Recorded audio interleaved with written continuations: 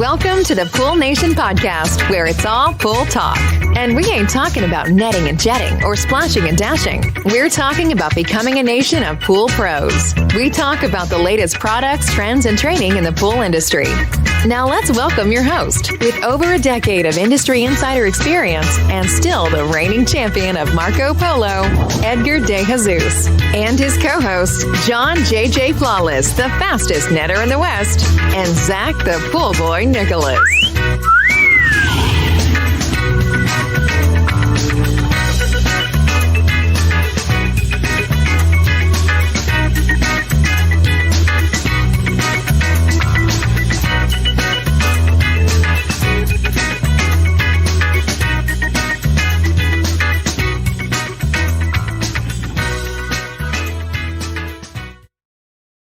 Welcome, everyone, to the Pool Nation Live podcast with myself, your host, Edgar De Jesus. And yes, I am the reigning champion of Marco Polo, along with John JJ Flawless, the fastest netter in the West, and the famous Zach, the Pool Boy Nicholas.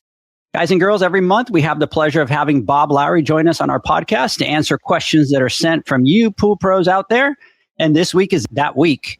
So a big welcome to Bob. For those of you that know Bob, you know he's a legend in our industry. For those of you that are new into the industry, Bob has written 21 books on pool water chemistry, and even the manuals that IPSA uses were written by Bob. He is also the founder of the Pool Chemical Training Institute. You can visit his site at pcti.online, and we will talk about that in today's podcast. I want to welcome everyone to our live podcast, the podcast where it's all pool talk. And we ain't talking about netting and jetting or splashing and dashing. We're talking about becoming a nation of pool pros. And yes, we will talk about the latest products, trends, and training in the pool industry. But before we get started today, I want to thank our sponsors for this podcast, the Ultimate Pool Tools, the SPPA, and the PoolmanUniversity.com. We want to thank them for their continued support. Zach, good morning. Morning, Pool Nation. Happy Friday. So I have to start off and give a shout out to my wife, Leslie, and wish her a happy anniversary and tell her thank you for putting up with me all these years and being such a good mother to our children. And I'm super excited to see what adventures we still have ahead of us. So your anniversary is today? Today. Wow. How many years? 6 years. 6 years. Congratulations, bro. You kind of kept that quiet. John, did you notice how he kept it quiet up from us? I did. Wow. And I'm thrown back a little bit right now, actually. I am too. I'm actually kind of a little shocked over here on this side. Well, because I'm just trying to think about, I thought it was my job to do the cupcaking. No, I got a cupcake every once in a while, so. Oh my God. So no, seriously though, all 6 years, man, that's quite the accomplishment. I'm not saying that it's I'm going on 20 with Mama, and that is definitely an accomplishment for 20 years. But if you can survive with somebody for at least 5 years, in my opinion, it's built to last forever. So congratulations, you guys are awesome. You guys have built a wonderful thing, and you guys are great people. I can't wait to actually meet you guys in person. But I feel like I've known you forever. We couldn't want or hope anything but great things for you guys. So keep doing what you're doing, brother. Congrats. Appreciate it. Absolutely. Yeah, Zach, congratulations. Very, very cool.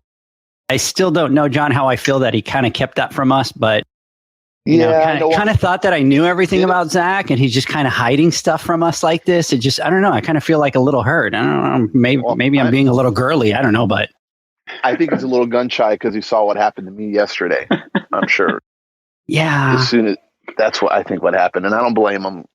This is my good morning. I'm doing the cupcaking for Mama, but not that happy with her that she kind of let the cat out of the bag yesterday. So I'm not gonna be cupcaking today to you, Mama. I'm sorry, but yeah. See, it's the flip side here. Yeah, the flip side. Serious. If I was turning 21, I'd be like, yeah, I'm 21. Life is good. But once you start getting a little bit older, it just doesn't quite have that effect anymore.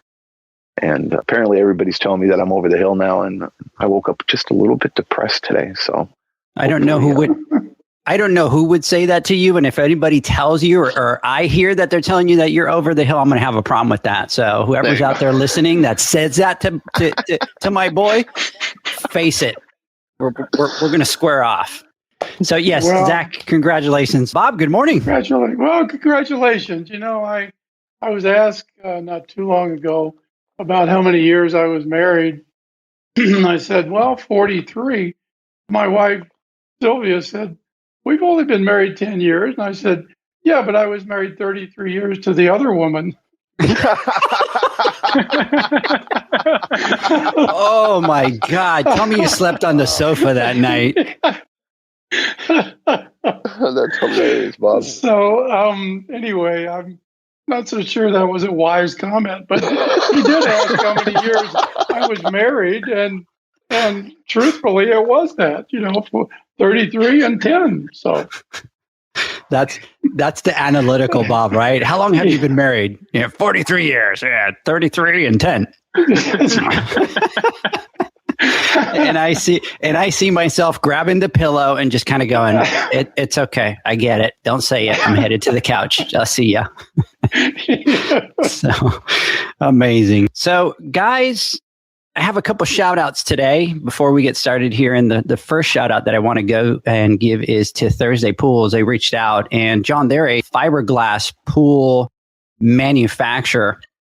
And we just happened to connect and be talking online and stuff like that. And they were saying the same thing. I was trying to figure out how they're doing on their side of the industry with, all the supplies and the logistics and stuff like that. And they said, we were fortunate that we got a lot of the materials. We're able to, to make all these fiberglass pools.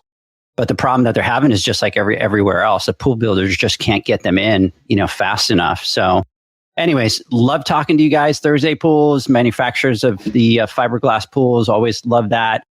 The other one goes out to Michelle from Michelle's Pool and Spa Service, and she's out in Southern California. So she's a fellow pool pro and listener. So Michelle, welcome to the Nation of the Pool Pros. And Bob, she says she loves our podcast, and especially the episode when Bob is on. Sorry. So big shout out to you, but she loves your episodes, Bob. Cool. Okay. Hopefully she's listening this morning. If you are, Michelle, shout out to you. If not, you'll catch us on the replay.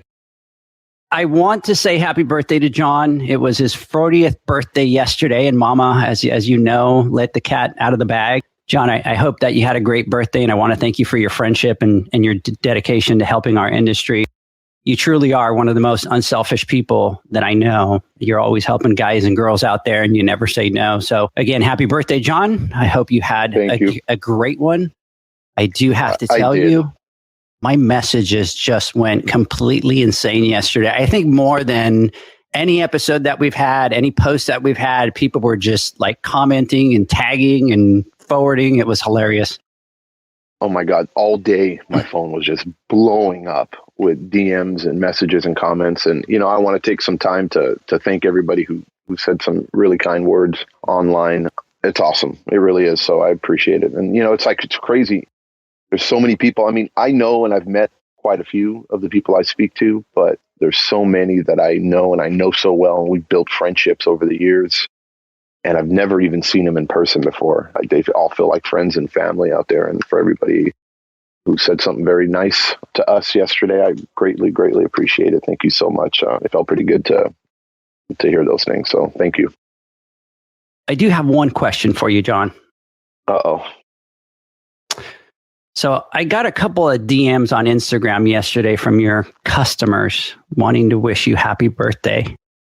And I have one input. Yes, believe it or not, from your customers. So they must either follow your page or follow Mama's page. But I'm not kidding you. I got a couple messages from your customers. And I had one in particular that would just not let it go. Okay. I'm not kidding, John. She messaged me about 5 times. She said she would try to listen to the podcast and call in today. So my question to you is what's going on with that one customer that is just not letting loose? It sounds like she's got a crush on you. Oh my God. Now you're getting me in trouble. No, I'm not getting you in trouble. I just kind of want to get to the bottom of it. Mama, if you, Mama's here on the Insta chat, can you shed any light into that? Look, this is all news to me here. Uh-oh. I got to be more careful now with what I post. If I got followers, usually my clients don't follow. They're more of the older type who are very well established and, could care less about Instagram or Facebook or anything like that because they're off enjoying their retired life. I doubt that, John, because even Mama on here is saying that you have a girlfriend.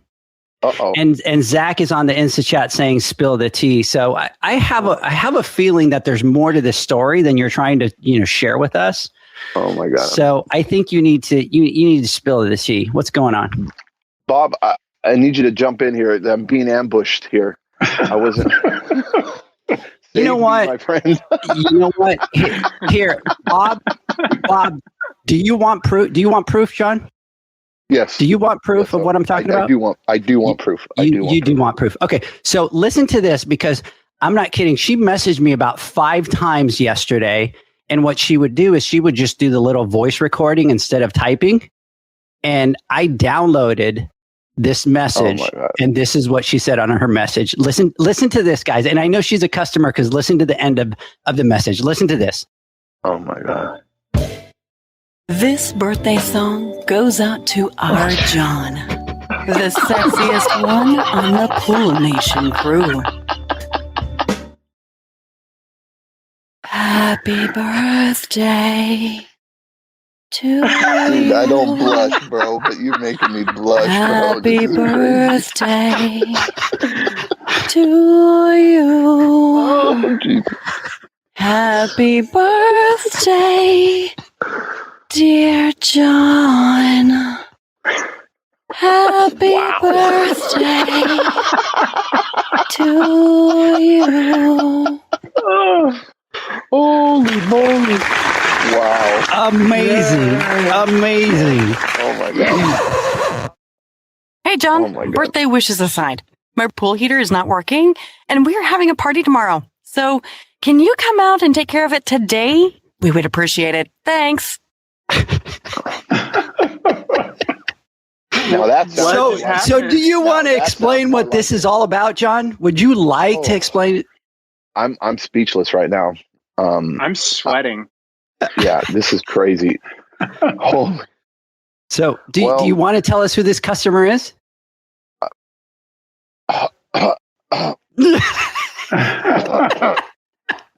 I'm having connection issues. You're having connections issues? Okay. I'm having connection issues. Connection issues. You guys So are crazy. Listen, everybody listening, this is a joke that we were playing on John. And by the way, look at this, John. Mama is saying, I'm crying over here. I can't even say what she's saying on here. She goes, I had to pull over. I'm laughing so hard. So was that you, Edgar? For everybody to know, I got permission from Mama yesterday, John, to be able to do this. And I kind of ran it by her to make sure she was cool with it. So are you sure? Because I'm looking out the window right now and I'm seeing all my stuff being thrown out into the front yard. Are you sure? We do know that you do have somebody that has a crush on you, but we won't get into that part, John. We'll kind of skip that whole part and move on. So, oh my God. So you know what, Zach? Maybe it was a good idea that you didn't tell us it was your anniversary. Is that why you kind of keep stuff from us now? Yeah, you'll never hear anything ever again. Oh, John, I hope you enjoyed that. That was just no, that was good. That was fun. We knew we wanted to have some fun with you. So listen, truly from the bottom of our hearts, happy birthday. We hope that you had a great one. Thank you, my friend. So, all right, Bob, let's do what we're here to do. Let's talk about some water chemistry. And let me start here with a couple questions. Well, no, not a couple questions. Let's get a couple things out of the way. First of all, we talked about it on the Instagram Live, and we announced that Bob will be coming to the International Pool and Spa Show in Dallas. And we're going to have him at our booth each one of the days at a certain time for you guys to be able to come out and meet him. We are going to talk about all those details in about 3 weeks, maybe 4 weeks in the middle of June. And that's because all the class schedules and everything for the classes will be coming out. But we did want to announce that Bob will be coming to the show. He will be at our table. For all of you guys out there that want to meet Bob, that want to just say hi or have questions or any of that, we will announce the days and the times that we're going to have him there. So Bob, we're super excited to do the same thing, to be able to actually meet you in person, because we've kind of done all these videos and all these podcasts and we've, never met. So guys, keep listening. We'll drop the information soon. Bob, first question for you is, when is your next water chemistry class? Probably going to be November. There are classes that will be offered from the Pool Chemistry Training Institute by our certified instructors, but I won't be giving one myself until it could be October, but chances are it'll be November. And we're actually hoping to do it in conjunction with the show in Dallas, where we could do a live one there. And then after that, we can do some virtual ones maybe. Okay, yeah, that'll be great. And yeah, we know that the guys get out there pretty busy during the summertime. Yeah, that's the reason that we didn't do it, is most of the time from Memorial Day to Labor Day, you guys are so busy, you haven't got time to attend a class, even if it is on Saturday. So the PCTI website will have all the classes listed on it. And there is actually one this Saturday that Rob Stewart is giving. And then on June the 22nd, he's giving another virtual class. So there are a couple of instructors doing some classes, but I won't be giving one till probably November. Okay. Yeah, and we're seeing the same thing. So we actually announced one for the business training guys, and that's going to be on June 26th. And we weren't going to do one because everybody's kind of getting busy, but we do have a couple of people that have rescheduled because of conflict. So we kind of nailed down the date for June 26th. So we have 3 spots that are already taken. We only take 10 people because it requires you to actually do some homework, and you have to get all your numbers ready so that you can get those numbers into the software. So if you have any questions with regards to ours, go to poolnation.online and you can get the details there, and that you can register. And that's for the business training, the one that gives you all of your numbers. So Bob, let's start with the first question. And this one I got late last night. And this one is from Arch Pool and Spa out in Southern California. And I think he's listening. So big shout out to you, bud. He said, "Hey man, missed Wednesday's live, but you covered a bit with Bob. And I would love if you can touch base on copper in pool again. My question is, does using a product like See You Later work on pools with copper plumbing? In Southern California and other older pools still running copper lines, suction and return, or where pool customers refuse to replace heaters and likely coils are putting off metals. Heck, I even have a guy who refuses to stop using a salt system but has copper suction and return lines in his pools, and the walls are all covered in copper turquoise. Would See You Later or another metal remover work, or is this a losing battle because it's coming right back?" Yeah, chances are it's a losing battle because you've got a continuing source of copper, and either through water velocity or corrosion, you've got metal ions getting in the pool. And in the beginning, when you first get some metal in the pool, it's invisible because it's dissolved. But what happens is there is what's called a saturation point, and every chemical has a saturation point that can be in the pool. And, that's where we get scale forming, because we reach a saturation point and then scale comes out of the water. Same thing happens with copper and iron. When together, copper and iron reach a level of 0.4 parts per million, you can start to get copper staining. And copper usually combines with sulfate. It can combine with hydroxide and carbonate, but most of the time sulfate is pretty available in the pool. So it precipitates as calcium sulfate, which is kind of a turquoise or a blue-green color. And it's any level above 0.4 parts per million. So you can reduce the level in the water, which will in turn allow some calcium staining on the wall to come back out. So you can actually remove a stain by removing some copper from the water. But if you've got a continuing source of copper, like copper plumbing or a copper heater, it's just going to keep doing it. There is one possibility that you can do, and that is to actually run a positive saturation index, say plus 0.3 or plus 0.3 or plus 0.4, to actually get some calcium to deposit on the copper plumbing. And then it acts as kind of a membrane or protective layer so the copper doesn't dissolve anymore. So you can intentionally put some scale on the plumbing and then go back to normal 0.0 saturation index, and you won't get very much more copper in the water. So it is possible to do that. Sequestering agents added continuously can help, but if you've got, hundreds of feet or at least tens of feet of copper in the plumbing, it would take quite a bit of sequestering agent to cover that, so you wouldn't have a problem. And then you probably are looking at oxidizing it with sunlight and oxidizers and chlorine anyway, so it keeps getting reduced. You have to keep replacing it. So I think you just need to bite the bullet and get rid of the copper that's in there, or you're just going to continually have that problem. I know that he always listens, Bob, because his next question was, lastly, how can I quit pools and be Bob's neighbor in Lima, Peru? So, Bob, I think first of all, you have to find a pretty Peruvian woman. You got to be able to do that. And if you listen to Bob's story, the best way to do that, Bob, is how? Playing a game on your computer.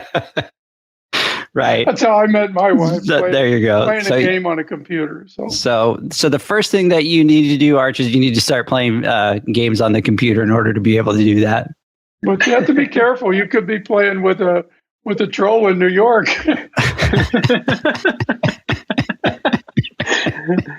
Oh. All right. I have another question, Bob, and this question is from one of our YouTube followers, and it was asked on the video called, "Where are the flakes in my pool coming from?" And he asked the following question. So, I have a variable speed pump. I actually keep it running at night at 1,000 RPMs. The salt generator doesn't work when the flow is at that speed, so the water is still flowing through, but it's not working. So your suggestion to turn the salt generator off before the pump isn't helpful for me. I still get calcium flakes in the pool, even when we have the heater on. I did just change the reverse polarity from every 5 hours to 3 hours, but will that create more flakes? Probably smaller flakes. The flakes are, without question, calcium carbonate, and they end up forming on the positive plate. On the negative plate in the chlorine generator, and it happens usually because the inside the cell gets warm. When the water is flowing through the cell, the water is cooling the cell off, so it's not a problem. But when the water stops, if the chlorine generator has been on and the water stops flowing, the water that's in the chlorine generator gets warm. Doesn't necessarily get hot, but it at least gets warm. And as we all know, the warmer the water, the more the calcium wants to come out. So we get calcium forming on the negative plate, and as soon as the polarity gets reversed, it kicks the calcium carbonate off of the negative plate. And there's no question that's what it's coming from. And how to reduce it is to either make sure that the chlorine generator is turned off before the water flow stops. And secondly, you may want to check the LSI. And if you're slightly positive or even 0 to slightly positive, you may want to try actually running it at slightly negative, at a minus 0.1 or a minus 0.2, which will prevent that from happening, because then you don't have scale forming conditions at all. You may be able, you possibly can have some flakes forming in the heater if the heater's been on, and the same situation happens. You get flakes forming in the heater because the heater is not shutting off when the water flow stops. And so, or the heater just shuts off when the water flow stops, and you're actually boiling or heating the water pretty hot in the heater header, and then you get some scale forming. And then when you turn it back on, the scale comes off because of erosion. All right, Bob. I have two questions. One was sent about TDS, and the other one is for a bet that I have going on with a pool buddy of mine. And I know you talked about them, but you can't remember if it's on a podcast or an Instagram live. So the first question was, I remember you talking on an Instagram live or podcast about TDS, but could not remember which one. So I figured I would just ask, at what TDS level should I just drain the pool? Also, how does TDS affect the pool and water chemistry? Was the first question. All right. Well, the usual answer for TDS, which stands for total dissolved solids, is measured with a meter. And the meter is actually measuring conductivity. And then through an algorithm, it calculates conductivity into ppm of total dissolved solids. It's not always exactly accurate. If you boiled away the water and measured the residue, you wouldn't come up with the same number of TDS as you do when you do it with a meter. But nonetheless, we use the meters, and that's what's available, and it's easy to check. But the standard answer is that you do have some starting TDS in your water, and it's going to vary from part of the country to part of the country. In Florida, for instance, they've got TDS at 100. And then you get to some places in California where they've got a lot of calcium in the water to begin with, a lot of alkalinity. You can have 500 or 600 parts per million of TDS starting. So whatever starting is, you can add 1,500 parts per million on top of that. And then you can add whatever salt the manufacturer of the chlorine generator recommends. You can add that also. So you can have 1,500, and if the salt chlorine generator manufacturer recommends 3,400, then you can be at 4,900 plus whatever incoming TDS you had to begin with. So you could be up around 5,000 or even 5,500 or near 6,000 if you had a salt generator. In round numbers, if you're just looking for one drop dead number, I'd say you're looking at 2,000 or maybe 2,200 parts per million TDS, and without a salt generator is where you ought to be considering draining and replacing some water. Not necessarily all of it, but a good portion of it. Okay, and this one is for the bet. What's one of the main causes why your eyes get red in pool water? My buddy says it's pH, but I say it's not probably from pH and that it's probably from chloramines in the water. Yeah, I would say probably the main reason is probably chloramine. The pH of your eyes is about 7.45. And if you get 0.3 away from that, either up or down, you can get some eye irritation. So we can have eye irritation when we get down around 7.1 or 7.15, and we can get some eye irritation when we get up around 7.75 or 7.8. We can get some eye irritation at those levels. But for the most part, if you're between 7.2 and 7.8, that's really not going to bother your eyes that much. What does bother your eyes is chloramines and monochloramine. There are three kinds of chloramines in the pool. There's monochloramine, dichloramine, and trichloramine, which is also called nitrogen trichloride.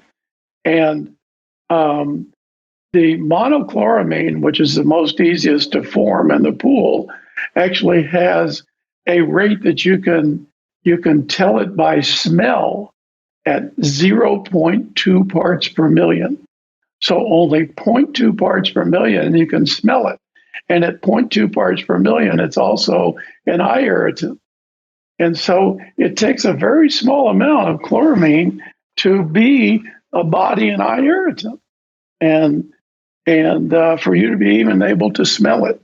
So again, we recommend, when I say we, I guess I mean PCTI and me personally, I recommend a chlorine level that is a percentage of cyanuric acid. And if the percentage is 7.5% of CYA is the amount of free chlorine you need to keep in the water. And if you use borates in the water at 50 parts per million, you can lower that 7.5% to 5%.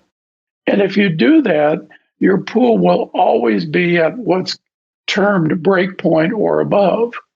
And that means that as ammonia is introduced from sweat and urine mostly, it will be immediately destroyed or degraded by the amount of chlorine that's in the pool.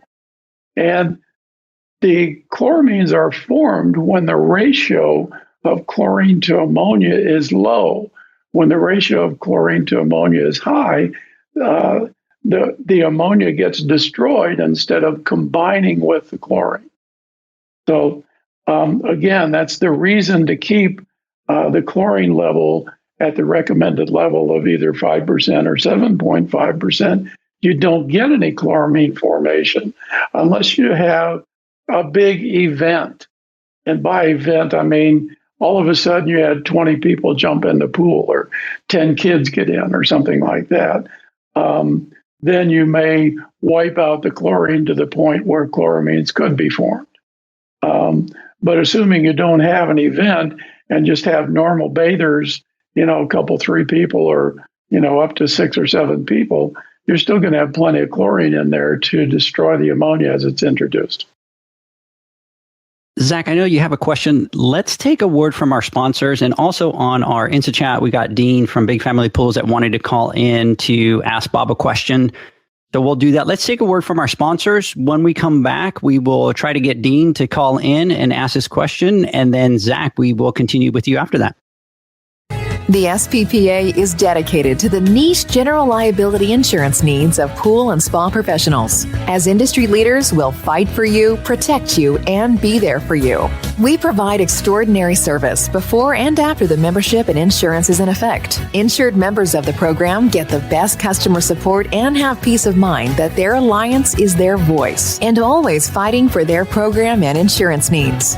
We proudly insure thousands of pool and spa professionals across the United States. With over 30 years encompassing the pool and spa industry, we know the needs of pool and spa professionals. Through the SPPA program, there are 3 tailored and customized general liability insurance options to pick from.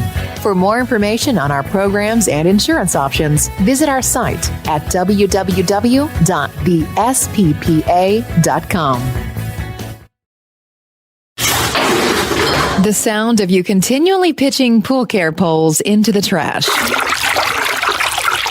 The sound of you using an Ultimate Pool Tools carbon fiber pool care pole for years to come.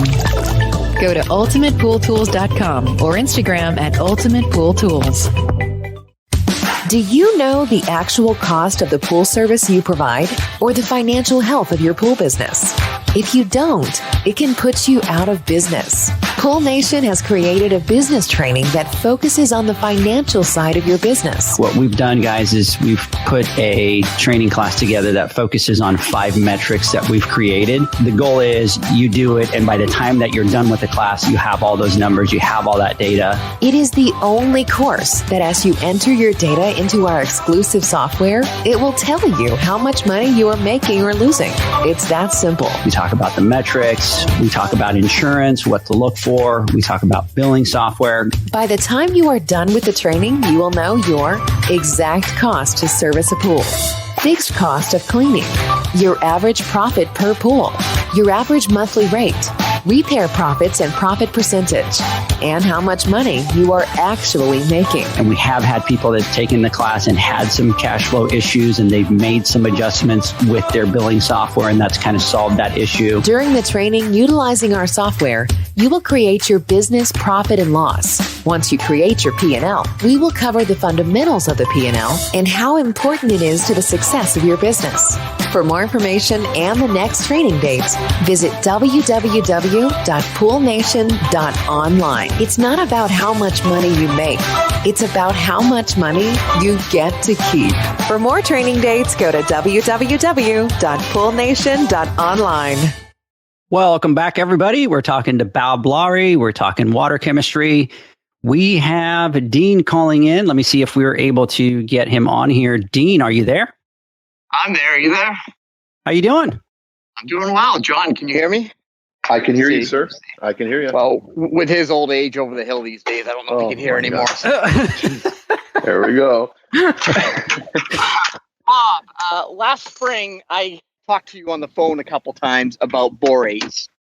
And between you and John and a couple other people, I got all my pools on borates. And I ended up getting my levels up to about 70 to 80 parts per million. And everything was absolutely fantastic. So I had about 60 pools. This winter, I picked up another 20 pools. I put them all on borates. I'm noticing huge difference in the amount of acid I need to put in for the pools I put the borates in last year and the pools I put borates in this year. So I know that as long as the borates are still at 70, it should be providing the same benefit, but for some reason it's not. And I'm just curious if that's something you've seen before. I have not. You actually are the first person that has ever told me that. And we've had people on borates for 3 or 4 years that, they have to top it up a little bit when it's gone. But, once borate's in the pool, it doesn't matter which kind you put in the pool. It's all the same stuff. I am not sure, why it is doing that. Certainly, one of the things about borates that after you start using it, you will notice the pH doesn't go up as high or as fast, but when you need to get the pH back down, it takes a little more acid than it used to. So that's normal because it is a buffer. So it doesn't go up as fast and it doesn't go as high, but if it does get up there, it takes a little more acid than when you don't have a buffer in there because you have to overcome the buffer to get it back down. We got disconnected from Dean right there, so it'd be interesting to find out. And Dean, if you're out there, you can type in the Insta chat or try to call back, but we definitely dive more into that question. There he is trying to call back. Let me see if I can get him back in. Hey, Dean, are you there? Yeah, I'm here. Oh, I'm sorry. We got disconnected. Yeah, Bob, I appreciate that answer. And I use your calculator for dosing. So I do put the correct borates in there, and I know that it takes like twice as much acid to get back down there. So I am dosing properly. The big difference I'm noticing is like if I'm dosing to 7.5 on the pools that I put borates in this year, I'm coming back and they're 7.8, 7.9. On the ones I put borates in last year, I'm coming back and they're often 8.1. And it's not like a few pools. It is like almost all of them. So I'm just trying to figure out what's going on. Yeah, it's kind of a mystery at this point because we've got people using borates for 4, 5, 6 years and never really have experienced what you are saying. So Can I ask go ahead. on that? So I want to make sure I'm understanding, Dean. Is it like you have the borates in the water already? Is the borate itself in the water like deteriorating, or the benefits of it degrading over that time? Even though it's still in the water, is the benefit degrading? Is that what the question is? Well, the question is, the clarity is still on point, right? Working as an algistat is still on point. It seems to be doing everything that it was doing last year, except for buffering the pH as well, because my pHs are rising up, almost like I don't have the borates in there. What are you using to test the borates? I spin every pool every week. What about if you got a different test method? Get some test strips and maybe check to see if you get similar answers with both test methods. It's possible that your spin has given you I don't know, maybe a good reading, maybe not a good reading, but at least maybe you could verify it with another method. What I do notice is, so I've added enough borates of 80 pools now where I understand how much it takes. So when I add it to the new pools, my readings are coming out where I think they're going to be. Okay. So I don't think that is it, because that was something I did think of, maybe my. Well, I was thinking more of Dean, I was thinking more of your older pools where, you've been testing it for a long time there, it's been in there for a year or more. Maybe you're getting an erroneous reading from the spin touch for some reason. That's what somebody else was typing on here as well, that maybe they're getting a wrong pH off the disc. And so anyways, so we'd have to, obviously kind of dig into that a little bit more. Dean, thank you for the call. We appreciate you calling in. We appreciate that. And we'll talk soon. Talk to you guys later. Bye. Bye. Sorry I didn't have a ready answer for you, but that's a new one for me. John, do you see any of that with your pools? I can definitely say that when we first add borates to a pool, it was like a honeymoon period where pH, there goes weeks sometimes where we don't have to really adjust the pH. But over time, we have to adjust it a little bit more frequently, but not to the point, because I've talked to Dean multiple times about this, but not to the extremes or to the levels that Dean is talking about, where we've been using borates now for 4 years, over 4 years, going on 5 now. And over time, I see that we have to use a little bit of acid, but I think there's a lot of other things that kind of play into it, that play into it, but when I talked to Dean, I told him, I go, look, what you got to do is put the numbers down on paper, start taking, making graphs, writing them all down so we can kind of dig down and figure it out. And I know Dean is very analytical and he's very on point when it comes down to his pool chemistry. And, when he says something, he actually sees it or something's really going on. But I haven't been able to really replicate that issue on my end, and I've been using it for a long time. So I don't know if there's some other factor that might be playing. I don't know, but I do find it intriguing what he's saying. Right. But I'm assuming that he's keeping, obviously, year round, the pH down there. And he's one of those that, it's very analytical with all that kind of stuff. Oh yeah, so he's on. So we'll have to. But at the end of the day, this is what I got to say too, is look, and it's not by any means, and even if there is something where maybe it not as much of a pH buffer, or it does tend to be a trend over time, there are so many other benefits that it gives you. That's just if it's not buffering it quite as much as it did before, I wouldn't really hang my head over that far as everything else is. Yeah, because it's dropping everything. Yeah, he's chemical usage, water clarity, water softness, the algistat benefits of it. All of that. I have not seen any issues with that degrading over time. So I'm starting to pay a little bit more attention to it since Dean brought it up to my attention. So I'm looking into it more, but I haven't been able to reproduce what he's having or replicate the issues he's having. Yeah, he says it goes up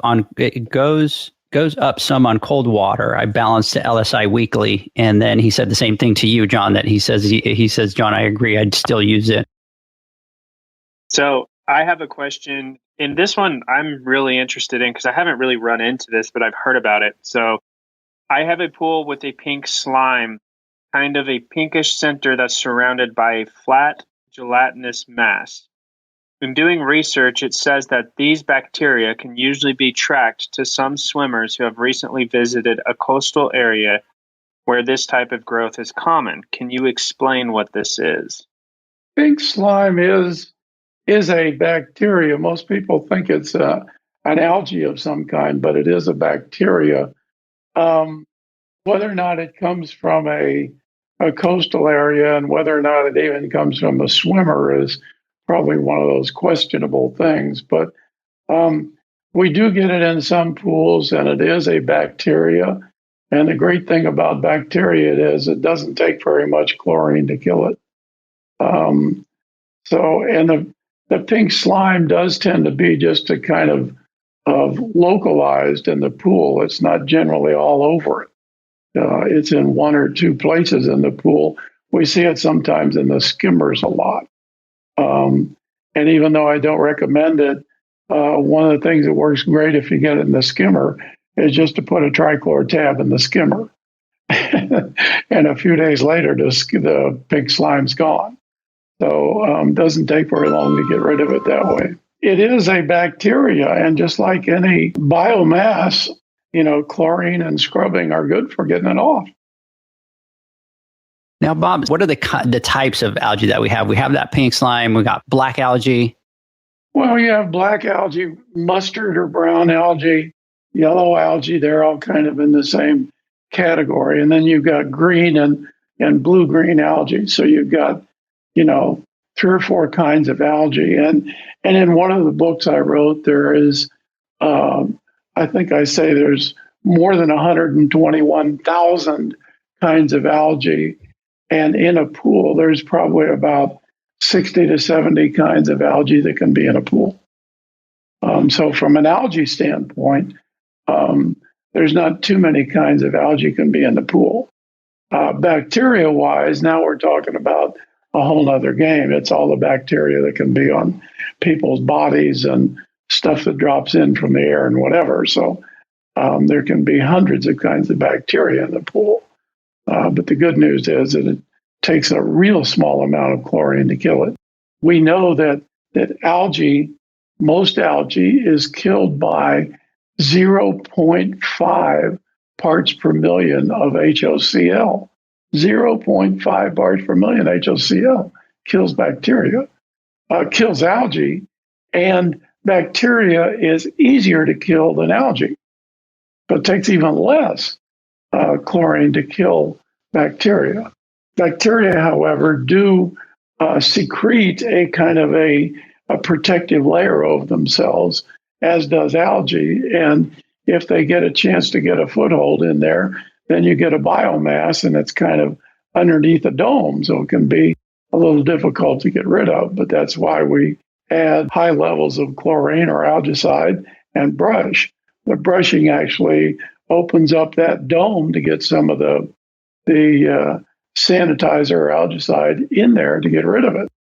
Let me ask you this, Bob. We have all these different types of algae. You have the copper, you have the silver.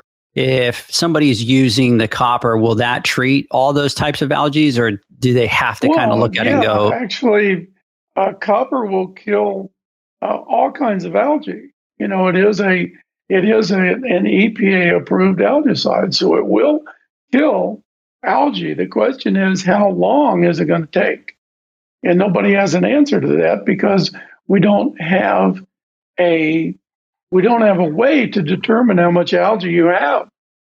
So there's no way to figure that out. So all we can do is put an amount of algicide in the pool and then hope within a week or so it kills it. If you get algae, my first go-to is a high level of chlorine and maintain it for long enough to kill the algae. And that works practically every time that we've ever tried it, even on swamps. And the amount of chlorine you need is either 25 parts per million or 40% of cyanuric acid. And you get that level up there and you maintain it for 24 hours. The problem is that in the beginning, the algae is going to consume the chlorine and you're going to need to replace it. So you can put, say, 40 parts per million of chlorine in the pool, and 2 hours later, you got 30. You need to put it back up to 40. So you need to keep maintaining that 40 for at least 24 hours and possibly 48. But if you don't get a chlorine change after about a 6 or 8 hour period, then all the algae is dead and you can go back to normal chlorine levels. And that process has worked practically every time we've tried it, even on swamps. I got to agree with that 100%. When I first started, and we did a lot of green to clean, cleanups, and we tried it all, right? All the tricks, add this to your pool, and, if it's green, then next day it'll be blue or whatever. And at the end of the day, we fall into one thing, and it's just simple chlorine. Doesn't matter what's in the pool or how green that pool is. And we have a little saying that we say is, when in doubt, pour it out. And Bob's message is key. It's maintaining that level of free chlorine in the pool. It's going to take a few trips just to make sure that the chlorine level is up there. But I have yet to come across a pool, and we have cleaned many pools and done many green to cleans where a couple cases of chlorine doesn't do the trick. So sometimes you can't. Yeah. I've got guys, I tell them that, and they think, well, I can't go back there 3 or 4 times in a day. So instead of putting in 40 parts per million, I'm going to put in 50, and then I'll come back. And that doesn't do it. You got to maintain it, and you either have to get the homeowner or somebody else or somebody to go out and measure it in the beginning every couple of hours. Eventually, you can spread that out to 4 hours or 6 hours or maybe even 8. But in the beginning, it's almost hourly or every 2 hours. You got to check it and top it back up and get back up to that level that it was. So next question that came in, they said, I have heard talk about total alkalinity and carbonate alkalinity. Can you explain the difference? Also, should I worry about carbonate alkalinity when testing my pools out in the field? All right. The difference between carbonate alkalinity and total alkalinity is this.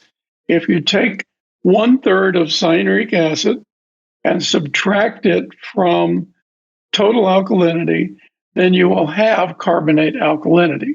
If you are using borates, there is an adjustment for borate also.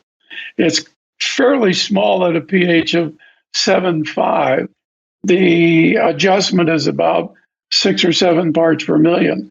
However, if you get up to around 8, you're talking about an adjustment of maybe 25 or 30 parts per million. So it gets pretty high when you get up there. Cyanuric acid is, rule of thumb, about 1/3.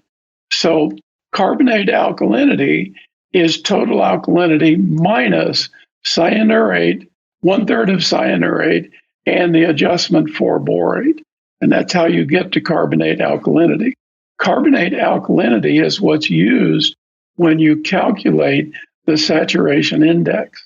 So when you're trying to balance your pool and get a 0.0 saturation index, you need to be using carbonate alkalinity.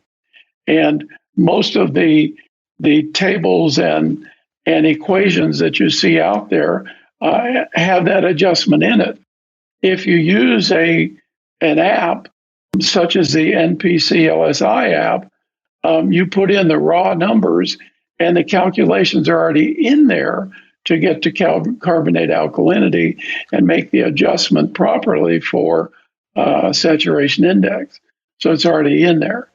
As far as whether you should worry about it or not, it gets worrisome when you get a high cyanuric acid level and that 1/3 starts to become a big number. And what I mean is, if you're running a pool at say 80 parts per million of total alkalinity and you got 150 parts per million of cyanuric acid, if you take 1/3 of cyanuric acid, which is 50 parts per million, and subtract it from 80, now your carbonate alkalinity is only 30. And carbonate alkalinity of 30 is not a good idea in a pool. Even if you balance it for some reason, it's still not a good idea in a pool. That's how you calculate it. That's what it is. And it's good to see people asking about carbonate alkalinity, because 10 years ago, when I started talking about, well, actually 20 years ago, when I started talking about carbonate alkalinity, nobody knew what I was talking about except another chemist. So it does my heart good to hear people start talking about carbonate alkalinity. And I have guys saying, well, what's the minimum carbonate alkalinity I should have in my pool? And I don't know that there is such a number, but I would say that probably the number's in the vicinity of 60. If you get below 60 carbonate alkalinity, you're probably going to have corrosive water and going to have problems. And however you get to that number, I probably wouldn't get below 60. And I want to add, Bob was talking about the effect that borates has on alkalinity and how it's pH dependent. If you guys go to Taylor's website, since Taylor came out with new borate strips that they have an article and they explain the effect that borates has on total alkalinity and how to come up with that exact number based off of what the pH reading is and what effect the borates will have on your alkalinity number. So if anybody wants to get that information or know the formula, go to Taylor's website. We talk about that in our book, The Pool Chemistry for Residential Pools. It's in the chapter on LSI, how the adjustment is. The tables in there are tables for adjusting it. They use an equation for theirs. And what I did was I made a little table that said if you're using 50 parts per million of borate, which most people do, here are the actual adjustments. So you don't have to use a percentage and figure out what the pH and so on is. At 7.5, it's about 6 or 7, and it escalates up to, when you get up to 8.2 or 8.4, there's actually an adjustment of about 48 parts per million if you get the pH up that high. There are tables and adjustments out there that you can get. We need to do a deep dive into the borates the next time that we have you on, Bob. We should just kind of have that as one topic. Guys, let's take a word from our sponsors. And when we come back, Zach, John, I want to get your final thoughts. The Hyper Pole from Ultimate Pool Tools is a pool care pole designed by pool professionals for pool professionals, featuring precision-crafted carbon fiber and stainless steel construction. Go to ultimatepooltools.com or Instagram at Ultimate Pool Tools. Pool pros have specific needs when it comes to general liability insurance. The SPPA program has you covered. With 3 tailored and customizable general liability options, SPPA makes it easy for pool pros to feel secure. Find out more and get covered at thesppa.com. Did you know that one of the main reasons why small businesses fail is because owners are less in tune with how much revenue is generated by sales of product or services and the cost to provide this product or service? This leads to money shortfalls that can quickly put a small business out of operation. Do you know the actual cost of the pool service you provide or the financial health of your pool business? If you don't, it can put you out of business. Pool Nation has created a business training that focuses on the financial side of your business. It is the only course that as you enter your data into our exclusive software, it will tell you how much money you are making or losing. It's that simple. By the time you are done with the training, you will know your exact cost to service a pool, fixed cost of cleaning, your average profit per pool, your average monthly rate, repair profits and profit percentage, and how much money you are actually making. During the training utilizing our software, you will create your business profit and loss. Once you create your P&L, we will cover the fundamentals of the P&L and how important it is to the success of your business. For more information and the next training dates, visit www.poolnation.online. It's not about how much money you make. It's about how much money you get to keep. For more training dates, go to www.poolnation.online.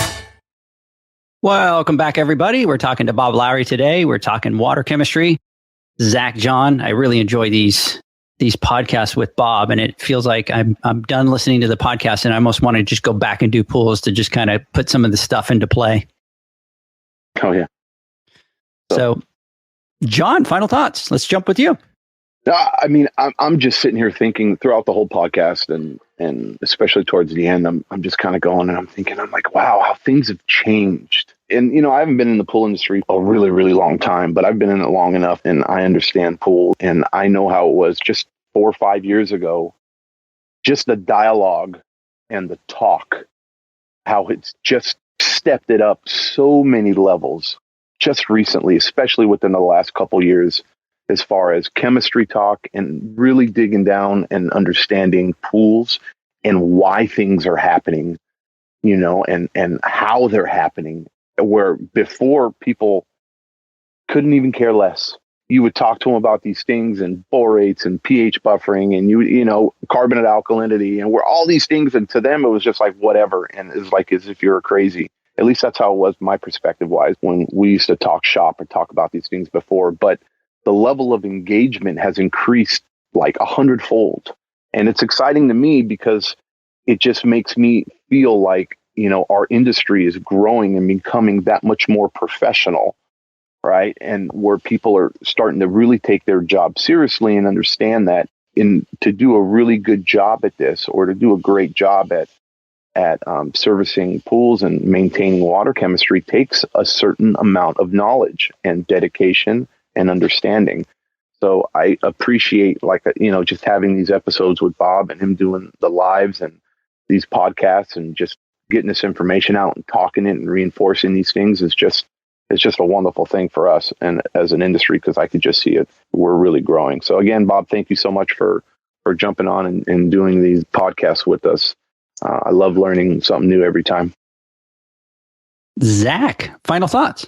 Well, it's interesting, you know, hearing those points, because it feels like when you're thinking, like me as an individual, it's like the industry. I feel like I know a lot of the industry, but I have to step back and understand that the industry is so much bigger than just me. So my little segment of the people I know and the people I deal with is very small. So sometimes I start wondering, because I'm always going around, I'm having these conversations about how the industry is in a transitional phase right now. I can feel it. I can see it. People are becoming more aware.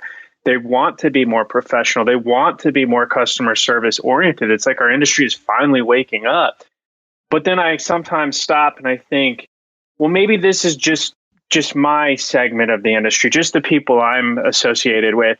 So it's so nice to hear, you know, from John, from Bob, from other people that in their segment of the industry and the people that they're dealing with, they're seeing this kind of awakening as well. And I really, truly feel like our industry is changing. We're in the middle of a change, and I love it. Pros are becoming more open to new technologies and new equipment because, like you were saying, John, you know, when I started in the industry about 10 years ago, shop talk was like very short, and you didn't want to start shop talk because you were going to be blasted or you were going to be told you're an idiot or some harsher words than that. And it was always, why would you sell your customer this? It's just more shit to go wrong. It's just more stuff to break down. So I think it's super exciting. It continues to motivate me. I love all the engagement we get, all the feedback about like-minded individuals. So I'm super happy to see this. And Bob, thank you for taking the time to continue to educate us and answer these questions. And I really love these Q&As because I always continue to learn more.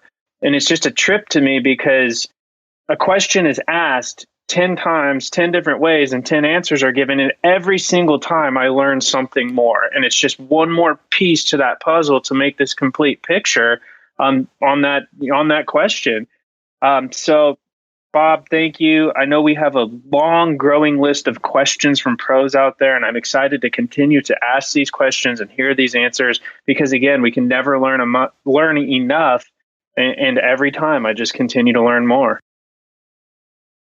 I agree, Zach, because I think one of the great things, especially with all these podcasts, is with Bob, is you have a question, but then you're having the pool guys out there ask in their specific scenario, right? Because you can kind of ask a question in general and kind of falls into that general, but then you have the pool guys and the pool girls ask the specific question for their pool, and it's a lot more dialed in, it's a lot more detailed. And you can kind of always associate that with something that you've dealt with out in the field and stuff like that. Or Bob does elaborate a lot more, and it kind of just goes into that depth. And it's just every time I'm done with these podcasts with Bob, I'm like super excited about water chemistry and all that. And I am super excited about, the industry. And like you were saying, Zach, it's a huge industry. And I think that we kind of have a reach, like you have a reach to the people on the side that you're in and stuff like that. But our industry is just so much bigger. But all we could do is just kind of get out there, give the information and give it. And hopefully that transition continues to happen. And what I am seeing is a lot of that younger generation coming in a lot more eager than just wanting to be a pool guy, but looking at it more from the business standpoint and saying, hey, we're business people. It just happens that we do pools. So I'm super excited about that as well. Guys, we're out of time. As usual, Zach, John, I want to thank you for your time. Question, Zach, instead of doing the outro, should I play John's birthday song as our outro for today? No, please. I think put through that again. Don't put that. What do you say, Bob? Should we just kind of let him out with a birthday song for John? I think you should go for it. I think so too. So I just needed somebody to back me. There's Bob. I just go for it. Everybody, Zach, I know that you're probably trying to be a little bit more politically correct, but I'm going with Bob on this one. Zach, John, Bob, thank you for your time. Everybody listening, here's John's birthday song. We will catch you next week. Have a great one, guys. Bye. See you next time. Take care. This birthday song goes out to our John, the sexiest one on the Pool Nation crew. Happy birthday to you. Happy birthday to you. Happy birthday, dear John. Happy birthday to you.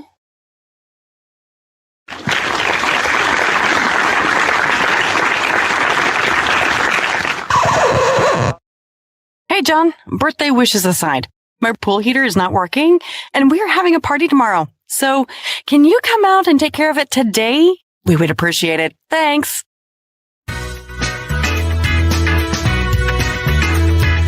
Thanks for listening to the Pool Nation podcast, a member of the Pool Nation family. You can listen to us live every Friday here at 9 a.m. Pacific, 11 a.m. Central, and 12 noon Eastern Standard Time. You can find us at Pool Nation or poolnationpodcast.com, on Facebook, or on Instagram at pool.nation. And to find more info about Pool Invoice, the billing software built specifically for the pool industry, go to poolinvoice.com. Before you go, this is what the pool industry has been waiting for. Poolmanuniversity.com. It's the first platform dedicated to learning the swimming pool service and repair industry. A pool service community where you can connect and find videos on business, service, water chemistry, and repairs. See you there at poolmanuniversity.com. Pool Nation, all rights reserved. No part of this podcast may be reproduced in a verbal or nonverbal way. May not be distributed. It may not be distributed in any social media platforms or transmitted in any other forms or any other means, including recording or other electronic or mechanical methods without the prior written permission of Pool Nation.